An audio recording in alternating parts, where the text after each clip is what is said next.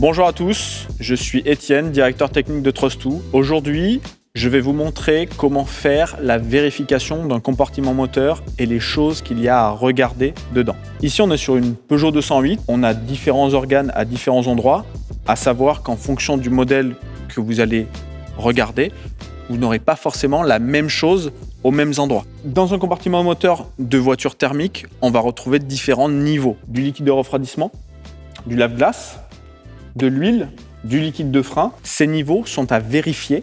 Certains ne sont pas forcément des consommables dont il faut refaire le niveau toutes les semaines, mais vous devez vérifier leur niveau de manière à vous assurer que vous n'ayez pas de fuite ou de consommation abondante de ces fluides-là. Première chose qu'on va vérifier, le liquide de refroidissement. Ici, le véhicule est à froid, donc je vais pouvoir ouvrir le vase pour pouvoir m'assurer de l'état du liquide de refroidissement et de son niveau. Selon le vase, on est dans un bon niveau, entre le minimum et le maximum. En ouvrant le bocal, je vais pouvoir regarder l'aspect du liquide de refroidissement et vérifier s'il n'est pas trop visqueux. S'il est trop visqueux, qui fait une sorte de mayonnaise, vous avez potentiellement un passage d'huile dans le liquide de refroidissement qui peut ensuite être témoin d'un joint de culasse ou en tout cas d'huile dans le circuit. Là, on a un liquide de refroidissement qui est en bon état et qui est au niveau, donc on n'aura pas de problème sur ce véhicule-là. Ensuite, vous avez le lave-glace. Le lave-glace est un consommable que vous utilisez pour nettoyer votre pare-brise. Là, vous n'avez pas forcément le niveau. Il est quand même conseillé de le remplir régulièrement de manière à ne pas arriver trop bas dans le bocal qui contient le lave-glace. Si on se décale vers le moteur, vous avez plusieurs choses. Vous avez la partie pour le remplissage de l'huile qui est sur ce bouchon-ci. Et ensuite, vous avez une jauge qui est ici mécanique qui vous permet en fait de vérifier votre niveau d'huile. À savoir que sur certains véhicules, vous n'avez pas cette jauge parce que la jauge est directement électronique et vous avez un témoin au tableau de bord qui peut vous donner votre niveau directement. Là, ce qu'on va faire, c'est qu'on va la retirer. On va essuyer la jauge et on va la remettre dans le moteur pour avoir uniquement le niveau qui s'inscrit sur la jauge. Là, on est entre le maximum et le minimum. L'huile est plutôt propre, donc on n'a pas de problématique spécifique sur ce moteur-là. Et ensuite, vous avez également du liquide de frein. Le liquide de frein, ça n'est pas un consommable. Si vous avez une baisse du niveau qui est trop importante,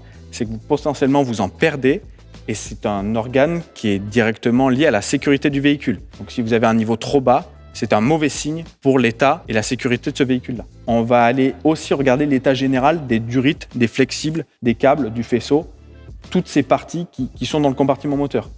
Donc là, en le regardant rapidement, on voit qu'on n'a pas de problématique spécifique, pas de câble débranché, pas de traces de rongeurs. Si vous avez des traces de rongeurs, c'est que potentiellement d'autres éléments ont pu être impactés.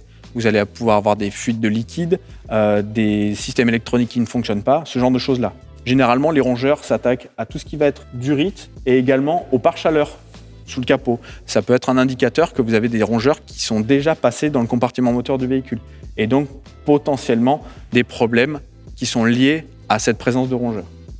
Là, on n'a pas spécifiquement de problème lié à de la présence de rongeurs, donc c'est plutôt bon signe. En regardant toujours dans le compartiment moteur, parfois on peut voir certains autres éléments. Ici, on voit la colonne de direction avec ses soufflets qui sont en bon état. On peut aller vérifier également les supports qui sont sur les côtés et qui tiennent le moteur. Ces éléments-là peuvent se détériorer avec le temps, avec les vibrations, avec l'âge.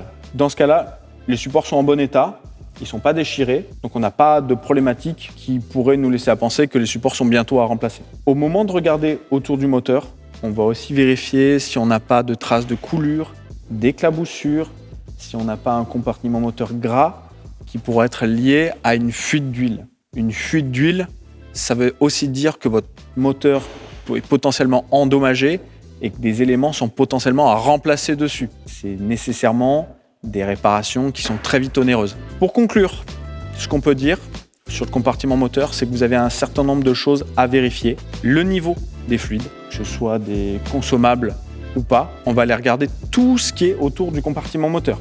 L'état des flexibles, des durites, le support moteur, le pare-chaleur. Tous ces points sont des marqueurs très importants qui témoignent de l'état de santé global de votre moteur.